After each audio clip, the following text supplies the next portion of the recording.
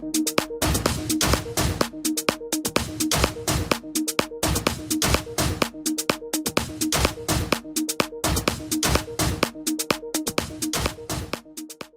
guys, what is up? This is Symmetry HD. In today's Cinema 4D R12 tutorial, I'm going to be teaching you guys some basic animation effects in Cinema 4D. Today's technique I'm going to be teaching you is how to stick an image on a dynamic body, and pretty much what the effect is what I'm going to be teaching you guys how to create a falling object or a group of objects and have that object have the logo, and it will all fall into place at a certain point in time. So if I just move this around like so, as you can see, once the cube's dropped at frame around 120, it starts to form together, and as you can see, it forms the Logic Network logo and name. So that's pretty much what I'm going to be teaching you guys today. So let's start off. We'll just get rid of our camera, get rid of our cloner, and get rid of our dynamic body. So pretty much what we're going to do is grab a cube, and we're going to make this pretty small. Make this like so, and drag it down. You know, a good decent size like so. Add a fillet, and we're gonna bring this down to 3, and then bring this down to 7. And then what we want to do is we want to go up here to MoGraph and add a cloner object, drag the cube into the clone, and we're going to change the mode to grid array, bring the count to 6, 5, 6. And then after that, what we want to do is we actually want to separate it so they're not, when they fall, they're not touching each other. And we want to go like so, and then bring them a little bit closer together and a little bit farther apart like so. And what we're going to do is we're just going to drag this up a good amount. Let's see if this is actually centered. Yeah, it's centered. Okay, and now what we want to do is we actually want to create our dynamic body. So to do that, we're going to go click on our cube, go to tags, Cinema 4D tags, or dynamic tags, and hit dynamic body.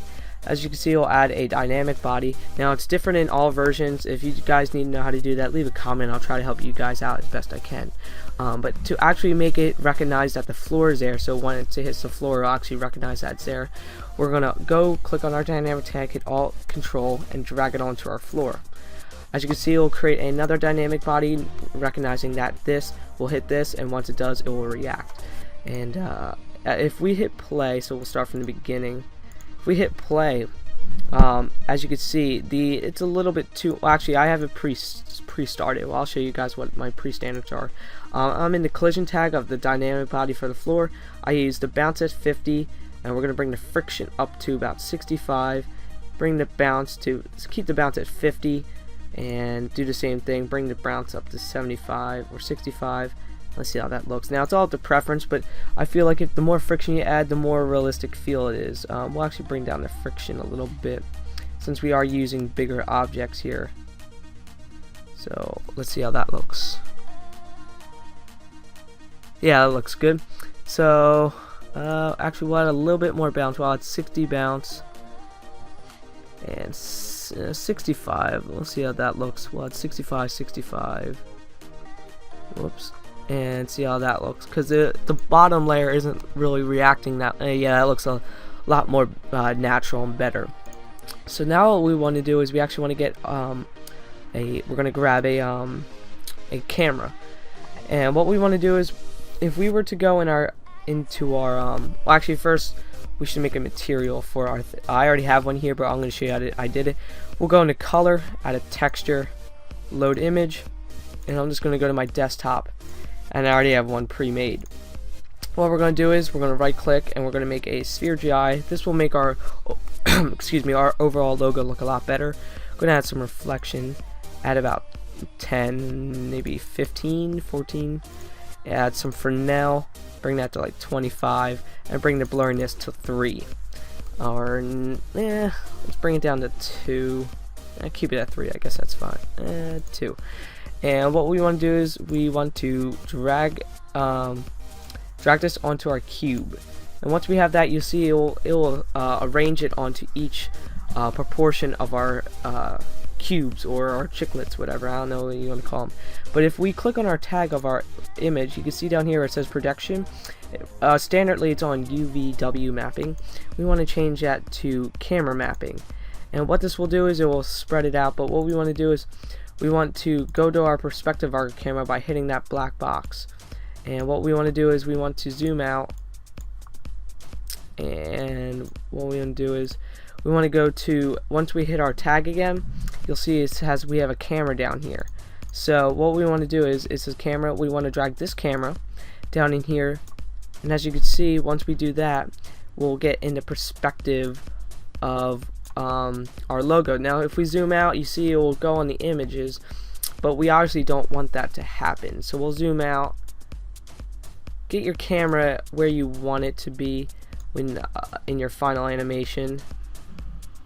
So we want it to be like right about there. So we can adjust the coordinates, see how small it, or actually we'll keep that at 0, my mistake. We'll keep the bring out the length because it looks a little bit too big. We're gonna have to make this smaller somehow. So actually we'll have it like that. That looks pretty good. So once you pretty much have your logo all portioned out, what you want to do is we're gonna go back, and if we hit play, obviously you'll see it once it falls. But what we want to do is we actually want to figure out where we want it to come into place. So right about at let's bring that to 140. Let's make sure that's a little bit straight and out. Move that over just a little bit, and what we want to do is excuse me, we actually want it to keep on that frame.